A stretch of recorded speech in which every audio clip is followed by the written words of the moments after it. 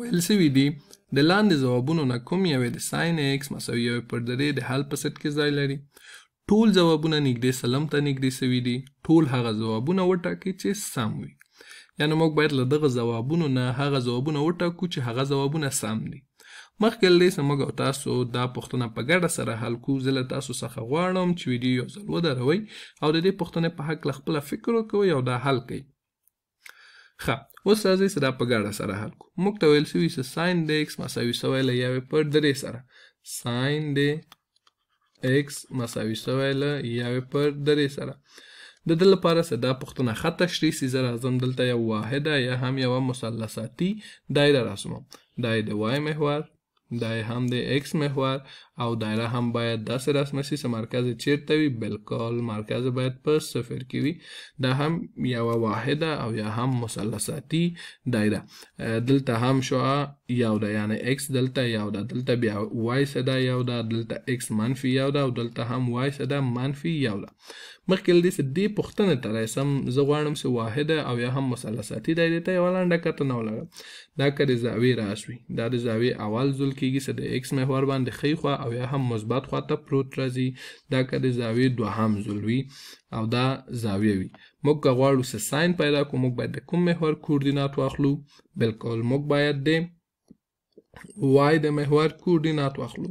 یعنی چې موږ باید دغه اندازه پیدا کړو. دلته دا د وای محور کوردینات کېږي چې دا بیا د همدې زاویې ساین کېږي. خو زه دا بیرته پاکوم ځکه دا زما د بحث موضوع نه ده. زه بیرته خپلې اصلي پوښتنې ته راګرځم. دا بیرته داسې پاکوم، دا هم پاک مې کړ. اوس ما ته ویل سوي چې ساین د ایکس یوې پر درې ده. دا که یوې پر درې سي، دا دوه پر درې سي، دا هم درې پر درې او یا هم یو سي. اوس ویل سوي چې ساین د ایکس ده یوې پر درې ده، یعنې یو زاویه دلته ده او یو زاویه دلته ده. یعنې لږ تر لږه دوه زاویې شتون لري چې د هغوی ساین یوې پر درې ده. یوه دا زاویه ده، یوه دا زاویه ده او بله هم دا زاویه ده. خو یو څه په یاد ولرئ، موږ که له دې دواړو زاویو سره هر څومره دوه پایه جمع کو، یعنی پوره دور جمع کو، هماغومره زاویې منځ ته راځي چې د هغوی ساین به څو وي؟ د هغوی ساین به یوې پر درې وي. یو دا زاویه سوه او یو هم دغه زاویه سوه تر دې ځای پورې. د دې لپاره چې زه وکولی سم د دې زاویې اندازه پیدا کړم، زه باید د حساب ماشین نه کار واخلم. دا هم زما د حساب ماشین. دلته زه باید ارک ساین دی یا ساین په توان دی منفي یو د یوې پر درې پیدا کړم. یوې پر درې دا مساوي کېږي له 0.339 سره. که دا زه نږدې سلام ته رالنډ کړم، دا مساوي کېږي له 0.34 سره. نو دغه زاویه، دا زاویه څو سو؟ دا زاویه 0.34 سو.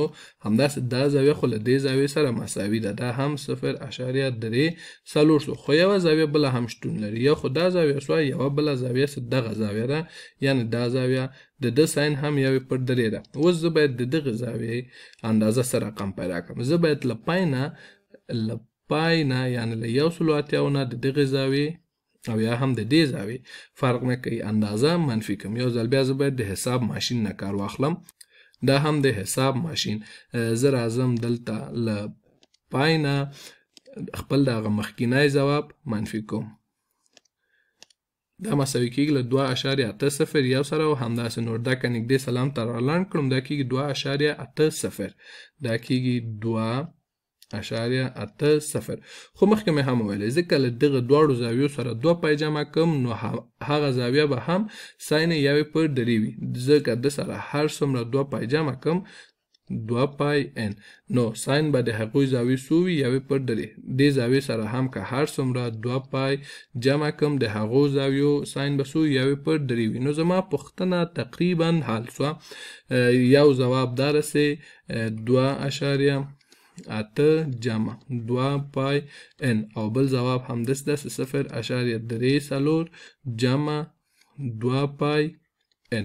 اوس راځم همدا ګورم چې په دې ځوابونو کې شتون لري که نه. لومړی داسې د 0.3 جمع 2 پای n چې n باید یو تام عدد وي. دلته ما هم هیر مې کړ زه باید دا ووایم چې دلته باید n یو تام عدد وي چې یعنې د 2 پای د دورانو شمیر باید معلوم کړي. دا ماته درته لیکلی دا ځواب سم ده.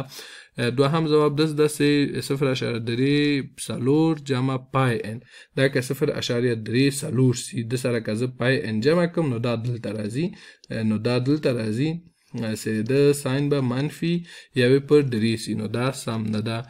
بل د منفي 0.3 جمع 2 پای n چې دا هم سم نه راځي ځکه منفي 0.3 فکر وکړئ چې دا زاویه راځي دا زاویه نو دا هم سم نه راځي.